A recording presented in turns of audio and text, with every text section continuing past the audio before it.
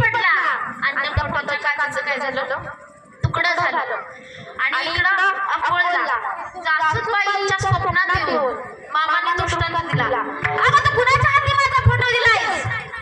अरे जे मला मानतात ना मी फक्त त्यांच्यासाठीच आहे बरं का, जे मला मानत नाही ना मी त्यांच्यासाठी अजिबात नाही. कुणाच्या हाती तुम्हाला माझा फोटो दिला तो फोटो तो परत घेऊन ये. जासूबाईंना जसं मामाचा दृष्टांत झाला तसं दुसऱ्या दिवशी जासूबाईंनी आपल्या भावाला पत्र लिहिलं की बाबा माझ्या मामांच्या फोटोची टिंगल उडवतायत तुमच्या घरातली, माझ्या मामांच्या फोटोची निंदा नालस्ती करतायत. तुम्हाला जर माझ्या मामांचा फोटो सांभाळला होत नसेल ना तर तो फोटो माझी मला परत करा.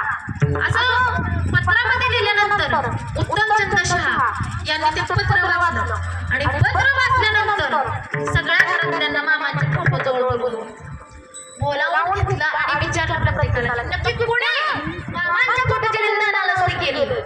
मग त्या दोघांनी सांगितलं असं केली.